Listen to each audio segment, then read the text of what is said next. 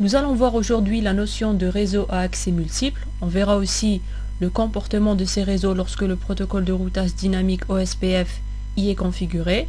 On verra aussi les défis que présente ce genre de réseau ainsi que les solutions proposées.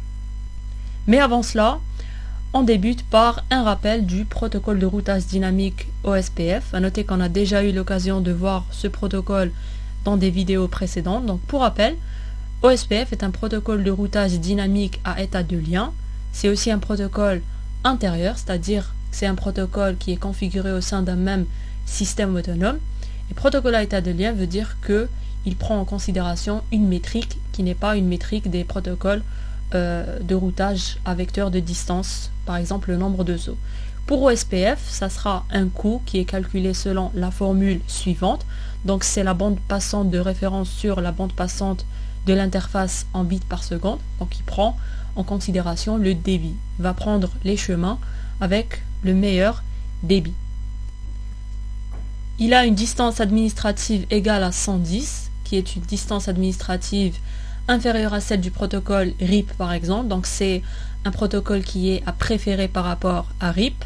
C'est aussi un protocole qui prend en charge la notion VLSM. Pourquoi? Parce que c'est un protocole qui a été inventé lorsque la notion de classe a été abolie.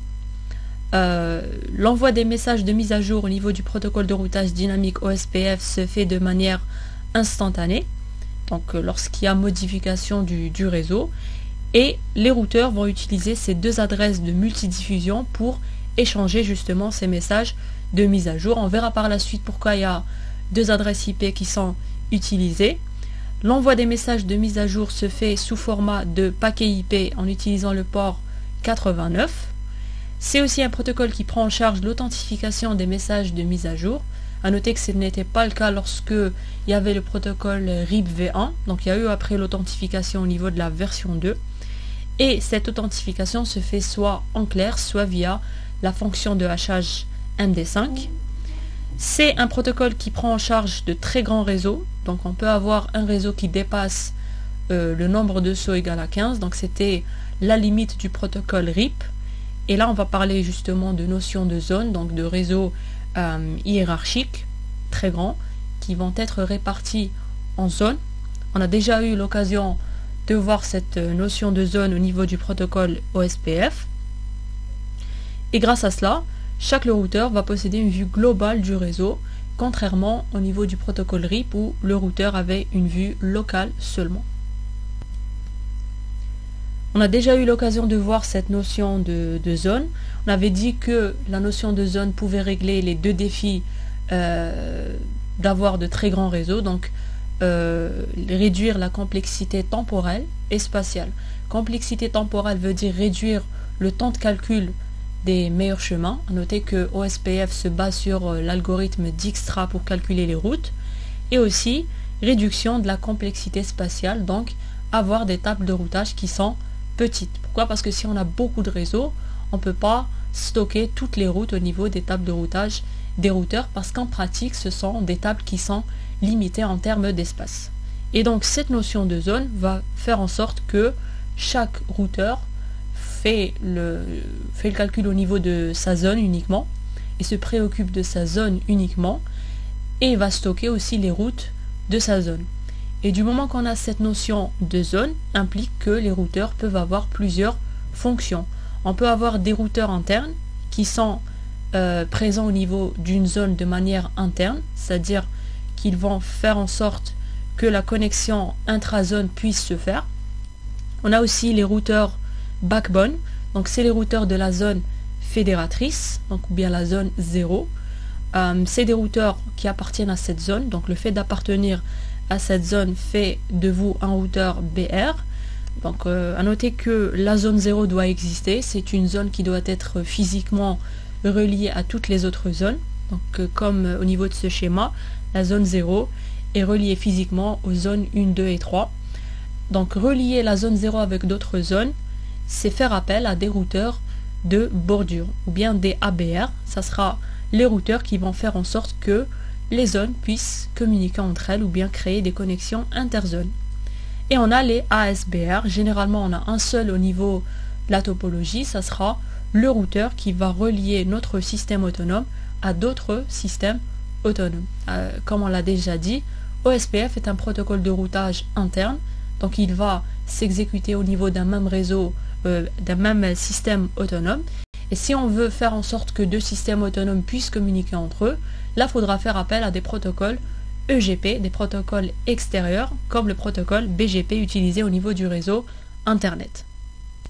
Donc ça, c'était juste un petit rappel du protocole de routage dynamique OSPF. On a eu l'occasion de le voir au niveau de vidéos précédentes. On a aussi vu comment le configurer au niveau d'une topologie, comment l'activer, comment faire en sorte qu'il y ait connectivité totale grâce à ce protocole. Pour aujourd'hui, on va s'intéresser à cette notion de réseau à accès multiple.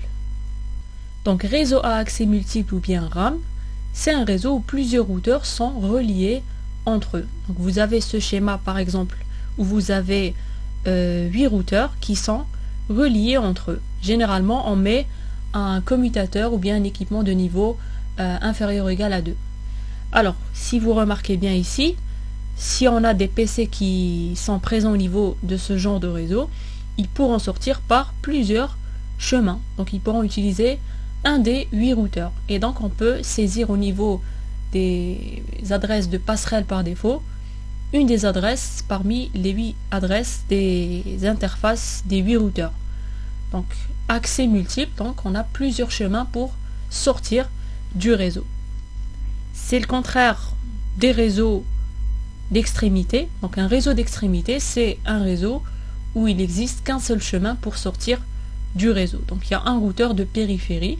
Pour les réseaux accès multiples, on a plusieurs chemins possibles, plusieurs portes de sortie si vous voulez.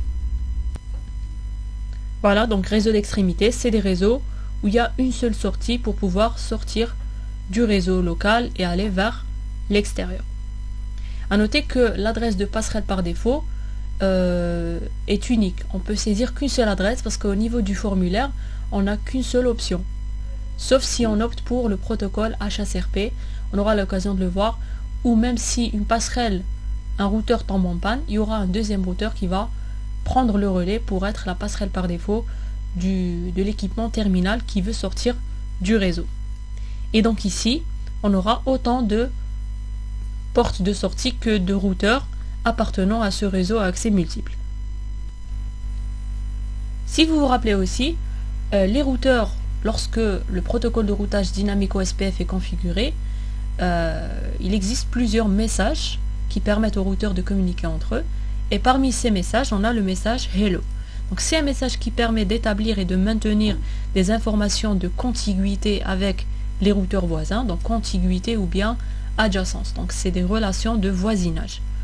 Et ça permet aussi de découvrir des voisins et de vérifier de manière périodique leur présence. C'est-à-dire que grâce au message Hello, je peux détecter s'il y a des routeurs voisins. Donc des routeurs voisins, ce sont des routeurs avec lesquels je vais établir des relations d'adjacence et avec lesquels je vais communiquer mes informations de routage et je vais utiliser le message Hello pour pouvoir justement créer ces relations de voisinage. Alors l'intervalle Hello pour les réseaux à accès multiple et pour les réseaux point à point, ça se fait chaque 10 secondes. Donc chaque 10 secondes, le routeur envoie un message Hello pour dire qu'il est toujours présent au niveau du réseau. Pour d'autres types de réseaux, donc réseau NBMA comme frame relais et ATM, l'intervalle est égal à 30 secondes. Nous, on va s'intéresser aujourd'hui au réseau à accès multiple. Donc l'intervalle Hello se fait l'envoi de message Hello se fait chaque 10 secondes.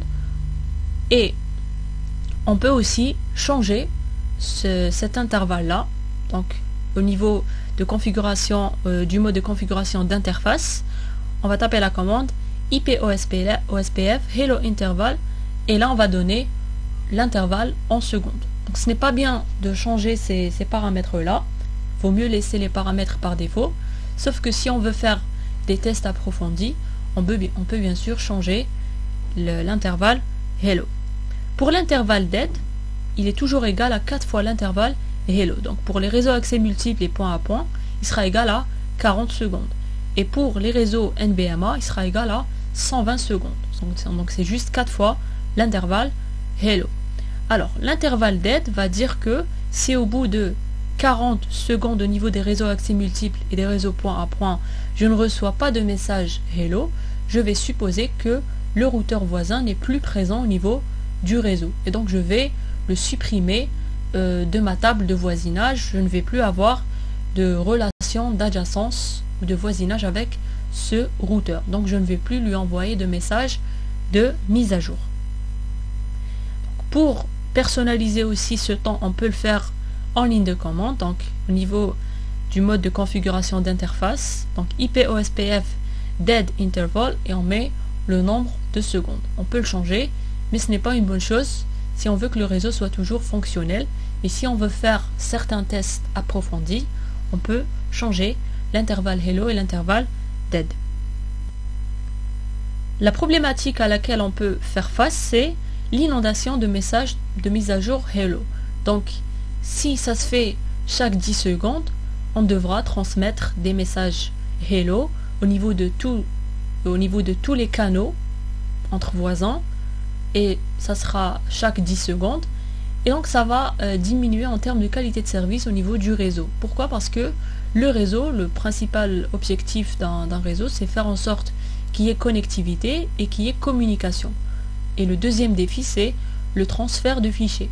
Et maintenant, si on va inonder le réseau de manière non optimale avec ce genre de messages qui ne vont pas servir à l'utilisateur, on va, si on veut, perdre en termes de qualité de service. Et on va le sentir lorsqu'on a justement un réseau à accès multiple. Donc, si on a un grand réseau à accès multiple, on va créer plusieurs relations de voisinage. Et donc, on va créer plusieurs liaisons entre tous les routeurs de ce réseau à accès multiple. Et la règle dit que si on a X routeurs au niveau du réseau à accès multiple, on va créer X fois X-1 sur 2 relations de voisinage ou bien adjacence. Si on a par exemple 5 routeurs, on va créer 10 relations d'adjacence. Si on a 10 routeurs, on va créer jusqu'à 45 relations de voisinage. Et on remarque que le nombre, il ne double pas. Donc 5 fois 2, c'est 10. Donc de 5 routeurs à 10 routeurs, on va passer de 10 adjacences à 45 adjacences. Donc imaginez si vous aviez encore un chiffre qui est plus grand, donc un réseau accès multiple contenant beaucoup de routeurs. Donc chaque routeur va former une relation de voisinage avec l'autre routeur, et au niveau de chaque relation de voisinage, il va envoyer des messages hello chaque 10 secondes. Donc vous pouvez supposer l'inondation de messages de mise à jour au niveau de ce réseau accès multiple. Si on prend l'exemple de la figure présente, donc ici on a 8 routeurs, cela va impliquer qu'on aura 28 relations d'adjacence en appliquant la formule. On peut les voir ici. Regardez, le premier routeur va établir des relations avec les 7 autres routeurs voisins. De même pour le deuxième routeur. Le troisième, regardez, chaque routeur, il a 7 liens en bleu ciel avec ses routeurs voisins. Voilà. Donc là, vous remarquez que il y a 28 adjacences et il y a beaucoup d'adjacences pour rien. Et ce premier défi, qui est la création de plusieurs contiguïtés, va créer un deuxième défi. Le deuxième défi, ça sera l'inondation étendue et diffusion massive de messages de mise à jour au niveau de toutes les relations d'adjacence. Et à chaque changement de topologie, les routeurs vont inonder le réseau à accès multiple par des messages de mise à jour. Pourquoi? Parce qu'on a dit aussi que la mise à jour se fait de manière instantanée, et cela peut devenir excessif à mesure que le nombre de routeurs croît. Si le nombre de routeurs va augmenter, le nombre d'adjacences va aussi augmenter de manière exponentielle, et en même temps toutes ces relations de voisinage établies vont se voir inondées de messages de mise à jour. Donc différents types aussi de messages. Donc on a dit qu'il y a beaucoup de messages qui s'échangent. On a juste parlé du message hello qui est envoyé chaque 10 secondes, mais il y a aussi d'autres types de messages. Donc si on a ici 8 routeurs, donc on a, selon la règle, 28 adjacences, et on aura des messages de mise à jour qui vont circuler sur ces 28 adjacences, ce qui est énorme. La solution à ce problème, donc pour pouvoir résoudre les défis 1 et 2, c'est l'élection d'un routeur porte-parole pour le réseau à accès multiple, qu'on va appeler routeur désigné ou bien DR. C'est un routeur qui a la particularité d'être voisin à tous les autres routeurs du réseau à accès multiple. On élit aussi un routeur adjoint qu'on appelle BDR, donc Backup DR. Ça sera un routeur qui sera voisin aussi à tous les routeurs et il sera voisin au DR. Et c'est un routeur aussi qui va prendre le relais lorsque le DR tombe en panne. Donc ce qui est bien, c'est que si le DR il tombe en panne, on n'a pas besoin de faire une nouvelle élection pour élire un nouveau DR. Donc le BDR prend directement la place du DR et donc on ne va pas sentir qu'il y a eu un DR qui est tombé en panne. Et les autres routeurs du réseau à accès multiple seront des DR Other. Les DR Other sont des routeurs qui ne sont pas voisins entre eux, qui ne sont voisins qu'au DR et qu'au BDR. Et là intervient justement les deux adresses IP de multidiffusion qu'on a évoquées au tout début. Donc l'adresse 0.6 sera utilisée par les DR Other pour envoyer leur message au DR et au BDR aussi. Et le 0.5 sera utilisé par le DR et le BDR pour envoyer des informations au DR Other. Et donc cette fois-ci, si on a X routeurs, on va avoir 2 fois X moins 2 plus 1 adjacences. Donc si on a par exemple X routeurs, on aura au niveau de ce réseau accès multiple un DR, un BDR et X moins 2 DR Other. On peut avoir qu'un seul DR, on peut avoir qu'un seul BDR et tout le reste, ça sera des routeurs DR Other, donc X moins 2. Donc il y aura une relation d'adjacence entre le DR et le BDR, donc ça c'est le plus 1 ici. Il y aura X-2 relation d'adjacence entre les DR Other et les DR, parce qu'on a X-2 DR Other. Et il y aura X-2 aussi adjacence entre les DR Other et le BDR, d'où le 2 fois X-2. Donc l'idée ce n'est pas de supprimer toutes ces relations de voisinage, mais de les limiter. Lorsqu'il y a cette notion de DR, BDR, DR Other, on aura moins de relations d'adjacence que si tous les routeurs avaient le même niveau, si vous voulez. Donc si tous les routeurs étaient voisins entre eux. Cette fois-ci, on n'a que le DR et BDR qui sont voisins avec tous les autres routeurs. Les DR Other cette fois-ci ne sont plus voisins entre eux. Et donc s'ils veulent communiquer entre eux, ils doivent passer par le DR. Donc il n'y a pas une relation de voisinage direct entre un DR Other et un autre DR Other. Si on prend toujours le même exemple, donc réseau à accès multiple constitué de 8 routeurs, donc on avait précédemment, sans cette notion d'élection de DR et BDR, on avait ici 28 adjacences. Donc là, si on a 8 routeurs, implique qu'on aura un DR qui est par exemple celui-là, un BDR, et tous les autres, ça sera des DR Other, donc on aura au total 6 DR Other. Donc X-2, 8-2, c'est 6 DR Other, donc ceux-là. Donc ça c'est juste un exemple. Hein. Et d'après la formule, donc si on a 8 routeurs, lorsque la notion d'élection de DR, BDR et DR Other est établie, on aura 13 adjacences au lieu de 28. Donc ici on avait 28, là on va avoir uniquement 13. Donc il y aura une adjacence entre le DR et le BDR, la voici. Il y aura 6 adjacences entre les DR Other et le DR. 1, 2, 3, 4, 5, 6. Regardez. Et on aura la même chose, donc 6 adjacences entre les DR Other et le BDR. Donc 1, 2, 3, 4, 5 et 6. Donc tout cela nous donne 13. Donc 6 plus 6 plus 1. Donc là, vous remarquez qu'il y a moins de relations d'adjacence, contrairement à ici. Et donc l'idée, ce n'est pas de les éliminer. Donc si on les élimine, il n'y aura plus de communication entre les routeurs, il n'y aura plus cette fonction de routage. Pourquoi? Parce que les routeurs doivent communiquer entre eux des informations pour pouvoir remplir leur table de routage. Donc c'est ça le principe du routage dynamique. Et l'idée ici, ce n'est pas de les éliminer, mais de les réduire. Donc ça, c'est un petit exemple où il y a 8 routeurs. Donc imaginez si vous aviez 100 routeurs. Vous sentirez la diminution de nombre d'adjacences de manière considérable.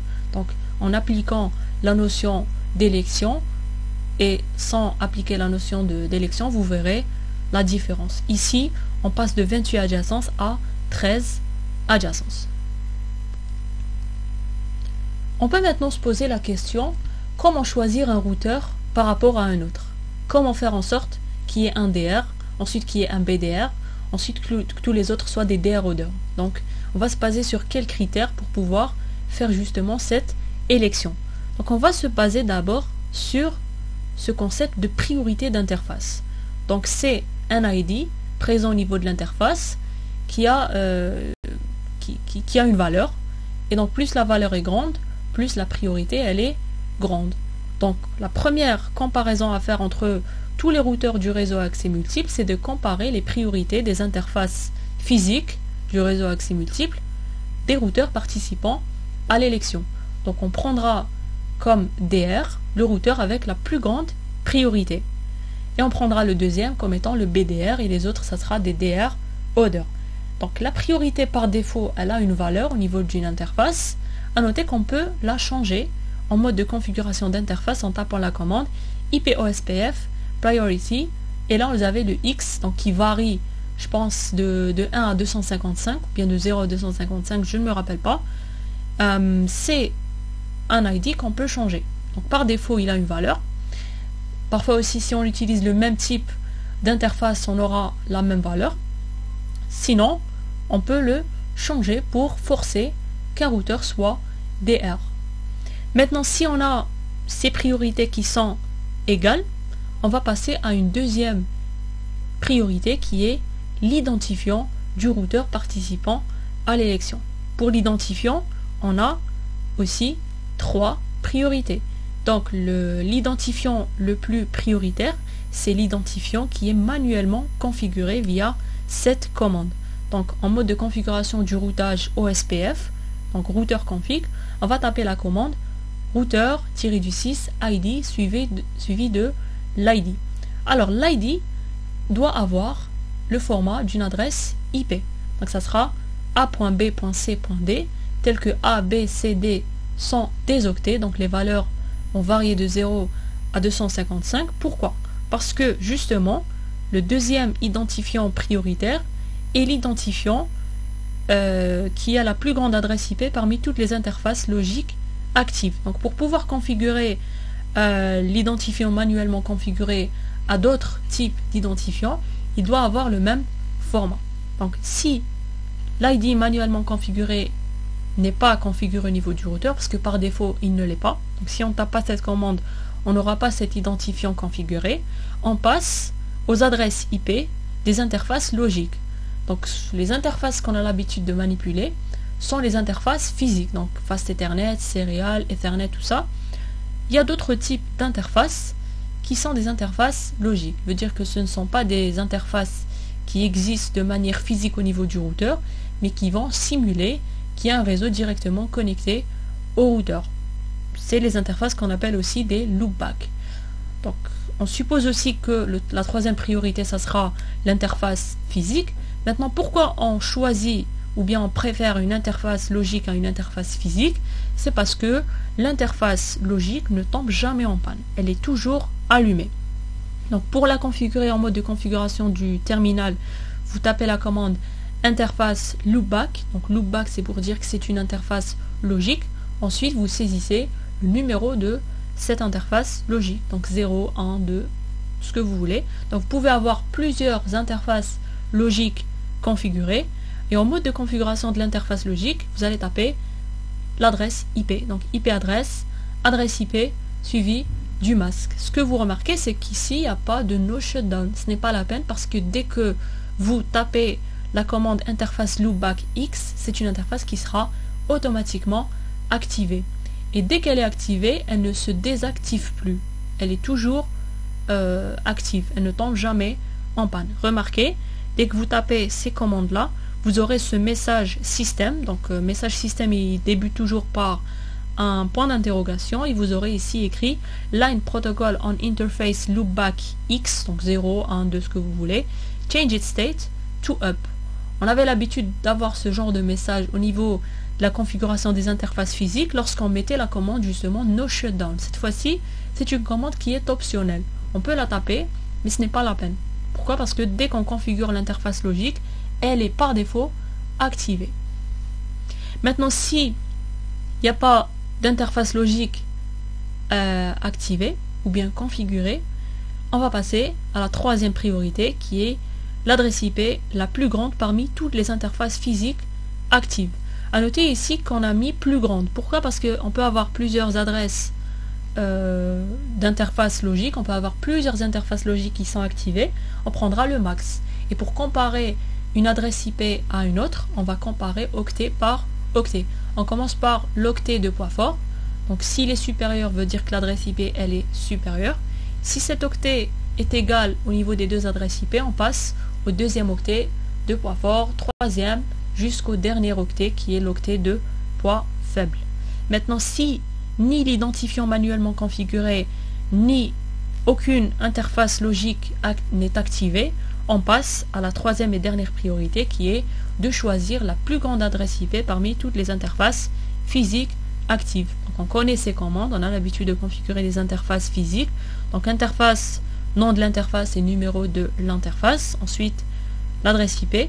Et ensuite, regardez ici, vous devez mettre no shutdown parce que l'interface physique par défaut, lorsque vous la configurez, elle n'est pas activée par défaut. Il faudra l'activer via la commande no shutdown. Donc pour résumer, la première priorité, ça sera la priorité d'interface.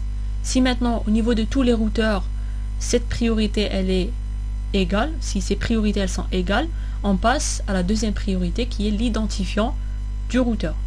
Et l'identifiant, on peut avoir trois types. L'identifiant manuellement configuré, l'adresse IP d'une interface logique, la plus grande adresse IP de l'interface physique. Donc elles sont classées comme cela. Si l'identifiant manuellement configuré n'est pas configuré, parce que par défaut il ne l'est pas, on passe à la plus grande adresse IP parmi les interfaces logiques. Si aucune interface logique n'est configurée, on passe bien sûr à la dernière option qui est la plus grande adresse IP parmi toutes les interfaces physiques actives. Donc l'algorithme, il est simple. Donc si on veut exécuter l'algorithme de l'élection d'un routeur désigné, on compare les priorités d'interface. Si elles sont égales, on compare les identifiants des routeurs et on prendra l'identifiant du routeur le plus élevé. Ils sont classés selon ces priorités, donc identifiant manuellement configuré, plus grande adresse IP des interfaces logiques, plus grande adresse IP des interfaces physiques. Maintenant, lorsqu'on a un réseau accès multiple où chaque routeur envoie son identifiant à l'élection, si on suppose qu'on a un DR, BDR et DR odeur établi, et à un moment, il y a le DR qui tombe en panne. Donc, si le DR tombe en panne, le BDR va prendre la place du DR qui va ouvrir une nouvelle élection d'un nouveau BDR. Et si maintenant le BDR tombe en panne, on refait juste l'élection d'un nouveau BDR en prenant en considération que le DR il est toujours actif. Ce qui veut dire que maintenant si un routeur qui est un DR odeur veut devenir un DR, il devra attendre que le BDR et le DR tombent en panne. Donc les deux doivent tomber en panne pour qu'ils puissent espérer devenir DR. Une remarque aussi, c'est que si on ajoute un nouveau routeur au niveau du réseau accès multiple, il n'y aura pas le déclenchement de cet algorithme d'élection. Donc, même s'il a un identifiant qui est supérieur à celui du DR et du BDR, il ne pourra espérer devenir DR que si le DR tombe en panne et le BDR tombe en panne. Quelques remarques maintenant concernant le choix de l'identifiant justement, c'est que ce choix-là, il se fait de manière locale. C'est-à-dire que si par exemple j'ai un routeur qui possède les trois types d'identifiants, bien sûr ce routeur va prendre l'identifiant manuellement configuré, même si la valeur de cet identifiant elle est inférieure à la valeur d'une adresse IP d'une interface logique ou bien physique. Pourquoi? Parce qu'il est prioritaire. Donc cet identifiant-là, le routeur va l'envoyer à l'élection. Il se peut qu'il y ait un autre routeur qui ne possède pas d'identifiant manuellement configuré. Il va donc envoyer aussi son identifiant. Ça sera peut-être la plus grande adresse IP parmi ces interfaces logiques. Et l'élection va faire en sorte que justement il y aura comparaison entre les deux identifiants envoyés par les deux routeurs. Donc on prendra le max, tout simplement. Et donc on prend le plus grand identifiant en termes de valeur, peu importe la nature. Donc si pour un routeur l'identifiant c'est une adresse physique, et si cette adresse physique elle est supérieure à un identifiant manuellement configuré, et bien ce routeur sera DR, même s'il a un identifiant qui est de moindre priorité. Ce qu'on veut dire par le choix de l'ID au niveau du routeur, c'est que ça se fait localement. Donc chaque routeur va opter pour son identifiant selon ce qu'il y a comme identifiant configuré à son niveau, en respectant les priorités. Maintenant, tous les routeurs vont envoyer des identifiants à l'élection, et lors de cette élection, on va choisir le plus grand, sans se soucier de la nature de l'identifiant envoyé. Regardez ici cet exemple. Si le routeur ayant comme identifiant une adresse IP d'une interface physique qui soit plus grand qu'un identifiant manuellement configuré d'un autre routeur participant à l'élection, donc le routeur ayant comme identifiant une adresse IP d'une interface physique sera élu DR. Le suivant sera bien évidemment élu BDR. Donc au niveau de l'élection, on va juste prendre le max de tous les identifiants, peu importe leur nature. Il faut bien retenir cette remarque-là. Ce n'est pas parce qu'il y a un routeur qui a un identifiant manuellement configuré qui sera forcément élu DR. Et aussi une remarque concernant l'élection en général, c'est que si le DR par malchance vient de tomber en panne, le BDR prend immédiatement le relais, ouvrant ainsi un nouveau processus électoral du BDR uniquement. Donc si le DR il tombe en panne, on ne refait pas l'élection. Donc le BDR prend la place du DR, on fait une réélection uniquement du BDR. Et si par contre c'est le BDR qui tombe en panne, on va faire une nouvelle élection d'un nouveau BDR sans apporter un quelconque changement au DR actuel. Et si on a un routeur qui est ajouté au niveau du réseau accès multiple, il ne va pas déclencher le processus électoral, même s'il a un identifiant plus élevé que celui du DR ou bien celui du BDR. Il devra attendre que le DR et le BDR tombent en panne pour espérer devenir DR. Ça, on l'a déjà dit lorsqu'on a présenté l'algorithme d'élection du DR et du BDR. Donc ces remarques-là, elles sont très importantes à prendre en considération. Donc pour mieux assimiler ces concepts-là, on va travailler sur un exemple. On garde toujours la même topologie, donc réseau à accès multiple qui contient 8 routeurs, donc de R1 jusqu'à R8. Et par exemple, on a au niveau de chaque routeur des identifiants qui sont configurés. À noter que les priorités d'interface, elles sont égales au niveau de toutes les interfaces physiques du réseau à accès multiple de tous les routeurs. Par exemple, R1, il a une adresse IP d'une interface physique, il a une adresse IP d'une interface logique et il a un ID manuellement configuré. Pour R2, il n'a qu'une adresse IP d'une interface physique, il n'a pas d'adresse IP d'une interface logique ni un ID manuellement configuré. Pour R3, il a l'interface physique et l'ID manuellement configuré. R4, il a les trois. R5, il n'a que l'interface physique. R6, il a les deux interfaces physiques et logiques, il n'a pas l'ID manuellement configuré. R7 et R8, ils ont les trois identifiants. Donc on va déjà montrer, donc on a ici des valeurs. Donc à noter que les interfaces physiques et logiques doivent toujours, les adresses IP, je parle, doivent toujours être accompagnées de masques, parce que on va supposer que l'interface physique appartient à un réseau physique et l'interface logique va simuler l'existence d'un réseau directement connecté au routeur. Pour l'identifiant manuellement configuré, c'est un ID qui a le même format qu'une adresse IP et qui n'est pas accompagné d'un masque. Ça n'a pas de sens. Alors, pour configurer les identifiants du routeur R1.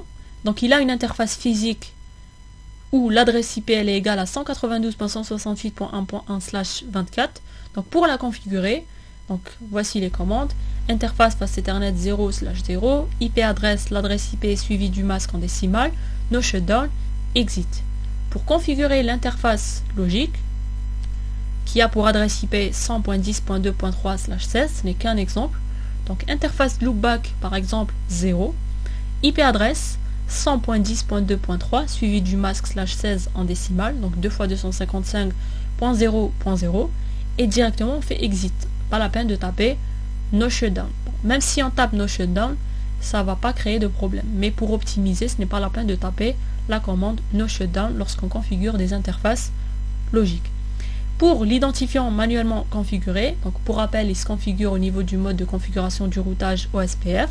Donc routeur OSPF suivi de l'ID du processus OSPF. Donc on va opter par exemple pour 1 et on tape la commande routeur ID directement l'ID 1.1.1.1. Il n'y a pas de masque, il n'y a pas de notion de masque. C'est juste un identifiant qui a le même format qu'une adresse IP. Donc du moment qu'au niveau de R1 il y a les 3, forcément l'identifiant manuellement configuré sera l'identifiant du routeur participant à l'élection du DR, BDR et DR order. Donc il va prendre l'ID manuellement configuré qui est égal à 1.1.1.1, même si ce dernier il est inférieur aux adresses IP des deux interfaces physiques et logiques. Pourquoi? Parce qu'il est prioritaire. Donc la comparaison entre l'identifiant physique et l'identifiant manuellement configuré se fera au niveau du processus d'élection entre deux routeurs différents. Mais au niveau local, on choisit toujours l'identifiant manuellement configuré parce qu'il est prioritaire. Bon, c'est à peu près la même chose pour R2. Donc R2 il ne possède qu'une interface physique, on la configure de la même manière. Il n'a pas d'interface logique, on configure rien, et il n'a pas d'identifiant manuellement configuré. R3, même chose. Donc il a l'interface physique et l'ID manuellement configuré, il n'a pas d'adresse IP d'interface logique. Donc on est en train juste de taper toujours les mêmes commandes.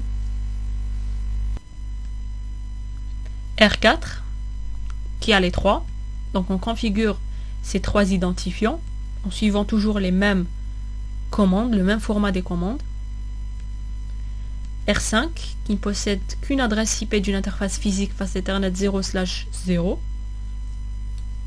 A noter que les interfaces physiques, si vous avez bien remarqué, elles font partie du même réseau logique. Pourquoi? Parce que le réseau accès multiple, c'est un réseau physique et donc ça doit aussi être un réseau logique. Donc toutes les interfaces présentes au niveau du réseau à accès multiple possèdent la même partie réseau.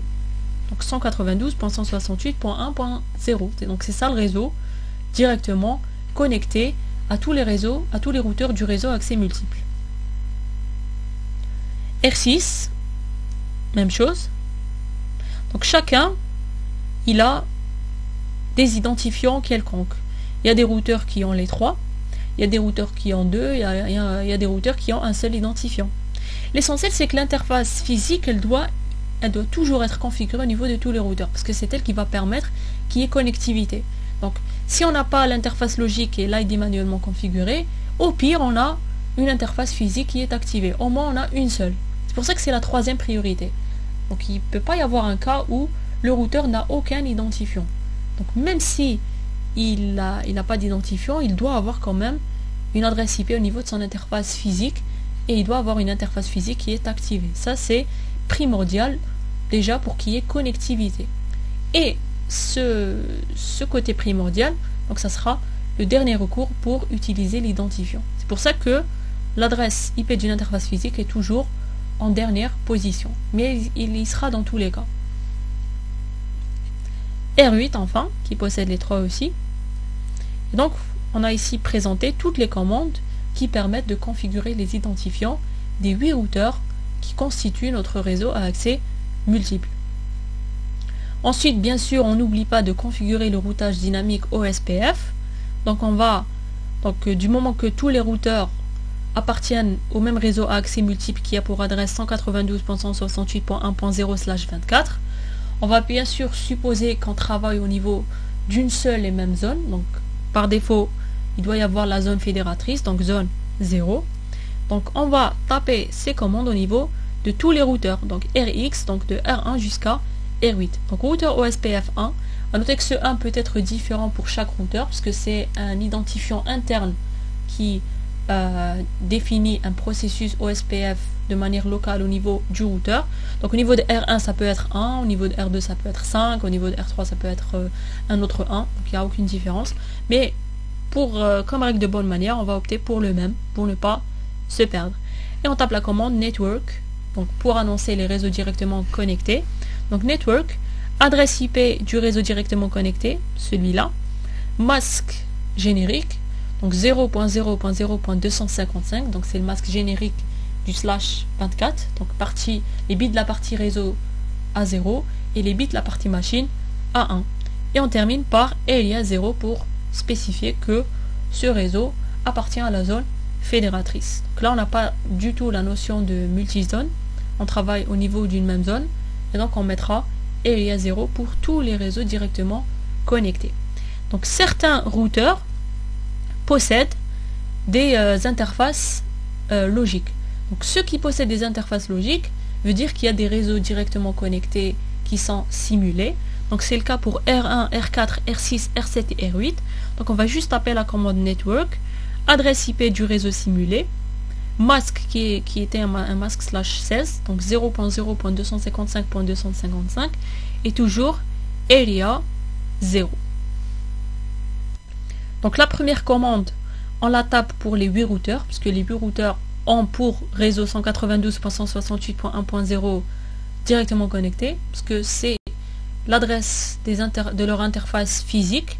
Et pour les adresses IP des réseaux logiques, il faudra annoncer, on le fait uniquement pour les routeurs où l'identifiant adresse loopback a été configuré. Donc c'est le cas uniquement pour R1, R4, R6, R7 et R8. Les autres routeurs, donc R2, R3 et R5, il n'y a pas d'adresse IP d'interface logique qui est configurée comme ID. Et maintenant, on va donner les résultats. Donc les résultats veut dire qu'on va dire qui est le DR, qui est le BDR et qui sont les DR orders. R1, puisqu'il a les 3 identifiants qui sont configurés, donc il va envoyer l'ID manuellement configuré à l'élection. R2 n'a pas le choix, il va envoyer l'adresse IP de son interface physique parce que c'est tout ce qu'il a. Le R3 va prendre l'ID manuellement configuré. Le R4 va prendre aussi l'ID. Le R5 prend l'interface physique parce qu'il n'a ni ID ni adresse logique configurée. Le R6 va prendre l'interface logique parce qu'elle est prioritaire par rapport à une interface physique. Donc là on ne regarde pas le nombre, on ne regarde pas l'identifiant, est-ce qu'il est plus grand que l'autre. On se base sur les priorités. R7 il prend l'ID et R8 il prend l'ID. Donc chaque routeur il a envoyé un ID à l'élection, un ID sous forme d'adresse IP. Maintenant pour trouver le DR et le BDR et les DR orders, donc le DR ça sera le max de tous les ID. Donc on commence par l'octet de poids fort, c'est 192, donc ça va se jouer entre R2 et R5, sauf que donc ensuite on a 168, c'est égal, 1 c'est égal, et on a ici 200 qui est supérieur à 56, et donc cela va impliquer que R2 ça sera le routeur désigné, suivi de R5 qui sera le routeur backup, et tous les autres ça sera des DR order. Ce qu'on remarque c'est que le DR c'est un routeur qui n'a pas d'ID manuellement configuré, il a fini par être DR parce qu'il a l'identifiant le plus grand, et là regardez on ne se soucie plus de la nature de l'ID qui a été envoyé à l'élection. Donc on se soucie des priorités localement. Lorsqu'on envoie l'ID à l'élection, on compare tous les ID de manière équitable entre eux, on prend juste le max pour le DR et le deuxième max pour le BDR. Maintenant ça serait bien de vérifier ces résultats là, donc de manière pratique, pas juste théorique. Donc là on a la validation théorique, on va voir qu'après, même d'un point de vue pratique, on va tomber sur R2 qui sera élu DR et R5 qui sera élu BDR. Alors, pour vérifier au niveau des équipements Cisco, ou bien en pratique, il faut consulter ce qu'on appelle la table de voisinage. Donc au niveau de OSPF, si vous vous rappelez, on gère, donc le routeur il va gérer 3 tables. Il va gérer la table de routage, il va gérer la table de voisinage et il va gérer la table qui va contenir tous les chemins calculés par l'algorithme Dijkstra. Donc la table de routage, elle va contenir toutes les routes pour pouvoir acheminer les paquets. Et la table de voisinage, c'est une table qui va contenir uniquement les voisins. On l'appelle aussi base de données de contiguïté. C'est une table qui va contenir tous les routeurs voisins. C'est une table qui est unique pour chaque routeur. Et c'est la table qui va nous permettre d'identifier qui est le DR, le BDR et les DR odeurs. Donc il y a au niveau de cette table des informations qui vont nous dire qui est DR, BDR et DR odeur. Donc pour l'afficher, ça sera en mode utilisateur privilégié via la commande show IP OSPF neighbor. Donc ça permet d'afficher la table de voisinage. Et elle a ce format-là. Donc elle est constituée de 6 colonnes. Donc la première colonne va contenir, donc là vous aurez comme nombre de lignes, ça sera le nombre de voisins. Donc chaque voisin, il aura une ligne. Donc si par exemple on a un voisin, on va afficher son ID, l'ID qu'il a choisi pour l'élection. On va spécifier aussi la priorité de son interface. Et là on va spécifier l'état ou bien le type.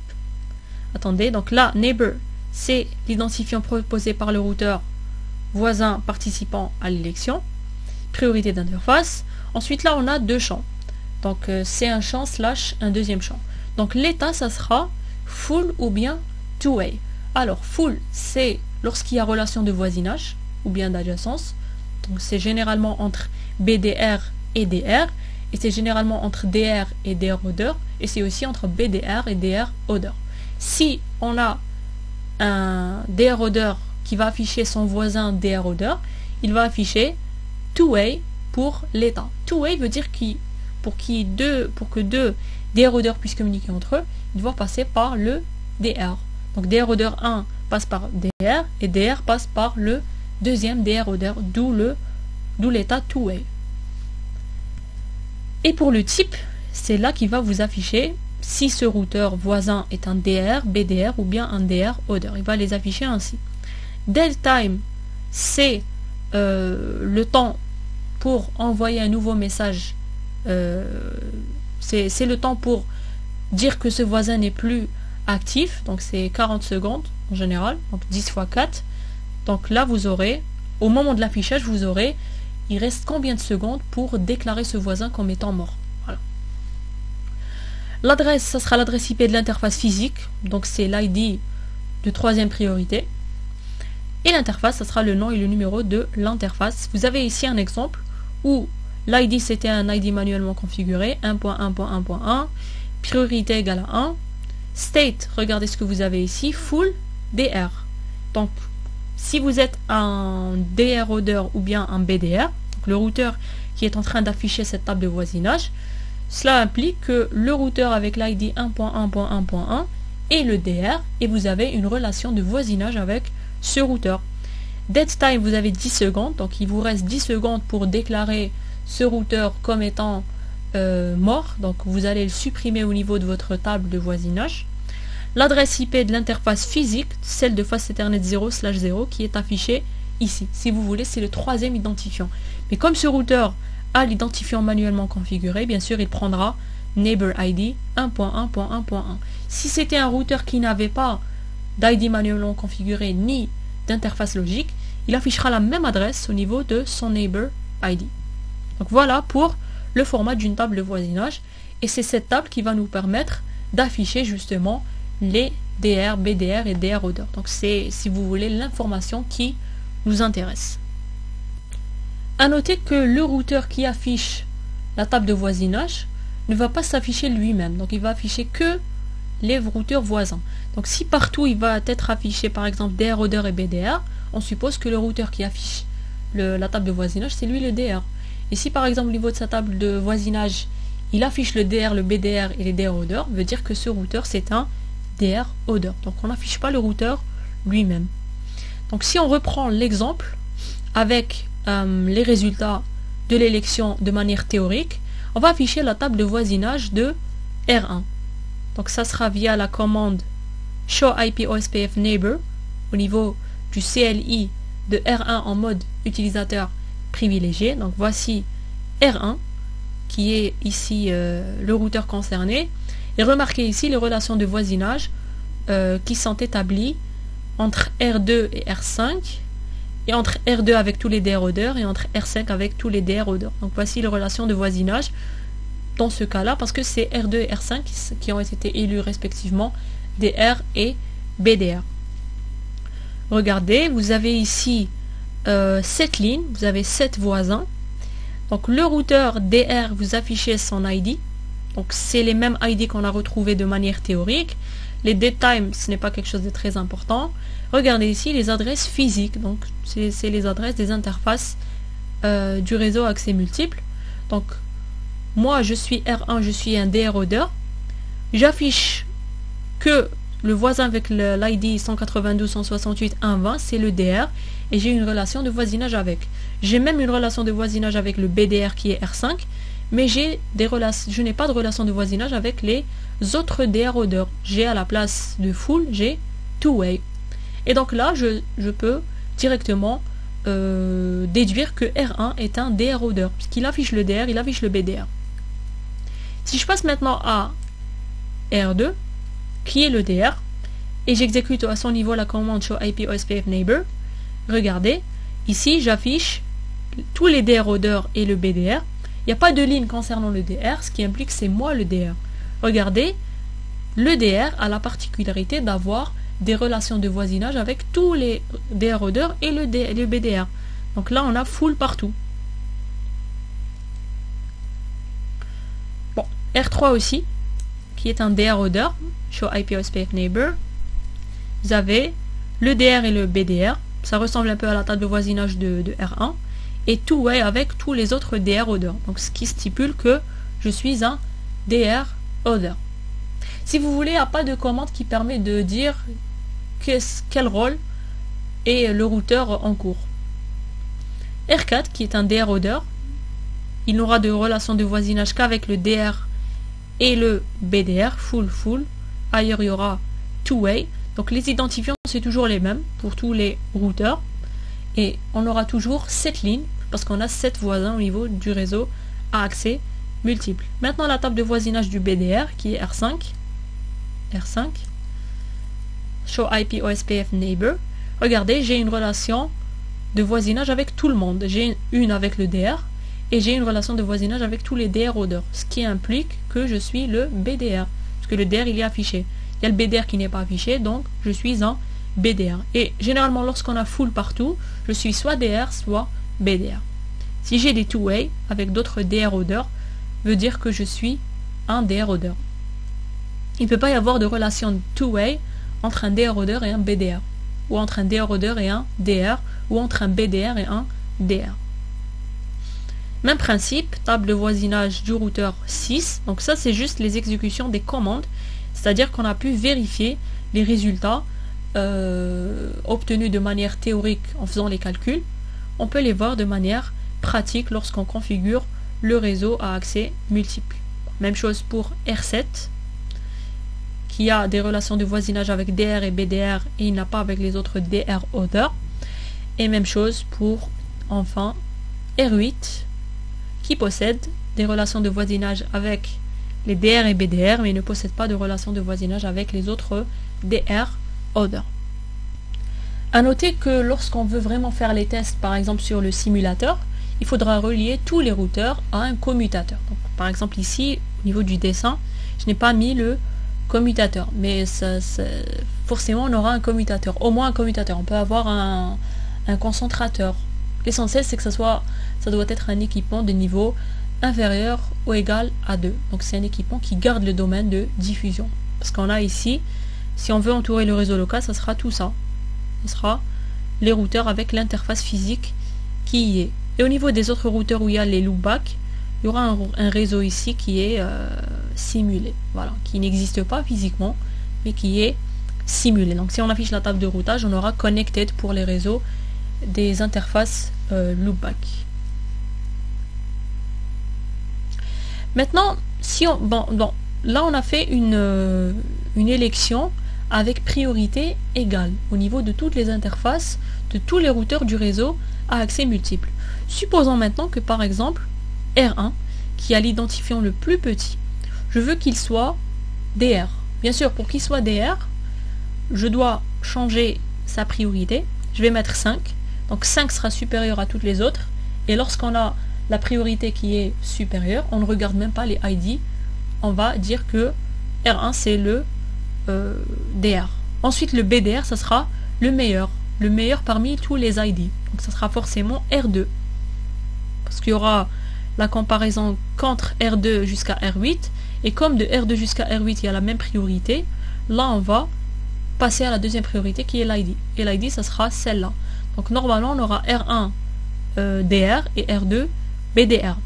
Sauf que lorsque j'exécute cette commande, et lorsque déjà les relations de voisinage ont été faites, je ne peux pas tout refaire. Donc l'idée c'est de faire en sorte que le DR actuel, donc R2, et le BDR actuel qui est R5 tombent en panne en même temps pour que R1 espère puis devenir DR et R2 devienne le nouveau BDR. En pratique, on peut taper ou bien forcer la réélection au niveau de tous les routeurs en tapant la commande Clear IP OSPF Process au niveau de tous les routeurs en mode utilisateur privilégié. Ensuite, il nous demande Reset All OSPF Processes. Il faut taper Yes. Ce qui va s'afficher ici, regardez, il va nous informer que la relation de voisinage, elle est passée à down. Donc elle était soit two-way, elle passe à down, ou bien elle était full, elle passe à down. Et ici on nous dit adjacency, donc relation de voisinage, a été forcée à un reset. Et ensuite on nous dit l'interface est down, ou bien il y a détachement entre les deux routeurs. Et un peu de temps après, il y aura la réélection, et lorsqu'il y aura la réélection, il y aura une nouvelle relation de voisinage. Donc vous aurez from loading to two-way si c'est deux DR odeurs entre eux, ou bien loading to full si c'est entre un DR et un BDR, ou entre un DR et un DR odeur, ou entre un BDR et un DR odeur. Donc si vous faites cette fois-ci l'affichage de la table de voisinage, vous aurez ça, vous aurez R1 DR et R2 BDR. Mais si on n'avait pas forcé la réélection, si on avait tapé auparavant la priorité au niveau de l'interface de R1 égale à 5, elle ne serait pas prise en considération parce que les relations de voisinage ont déjà été faites. Et même si parfois, par exemple, il y a une élection qui a été faite, et par exemple, je veux, au niveau de R2, saisir un ID manuellement configuré, qui doit être, bien sûr, prioritaire. Donc, pour qu'il puisse être pris en considération, je dois forcer la réélection via cette commande. Donc il faut la taper au niveau de tous les routeurs de manière simultanée. Pour réussir ce côté simultané, il faudra, par exemple au niveau du simulateur, passer en mode simulation, taper les commandes au niveau de tous les routeurs, ensuite appuyer sur entrée, ensuite taper yes, ensuite appuyer sur entrée. Au niveau de tous les routeurs, ça doit être fait. Ensuite, rebasculer en temps réel et attendre un peu ou bien accélérer le temps, ensuite afficher les tables de voisinage, vous verrez qu'elles seraient mises à jour et elles prendraient en considération les modifications que vous avez faites, que ce soit changement d'ID ou bien changement de priorité. Donc voilà pour cette vidéo qui nous permet de voir comment se comportent les réseaux à accès multiple lorsque le protocole de routage dynamique OSPF est configuré. Les défis, en gros, c'était un grand nombre de relations de voisinage et une diffusion massive de messages de mise à jour. Et grâce au processus d'élection de DR, BDR et DR odeur, ça nous permet de réduire le nombre d'adjacences. Et réduire le nombre d'adjacences revient à réduire bien sûr l'inondation des messages de mise à jour.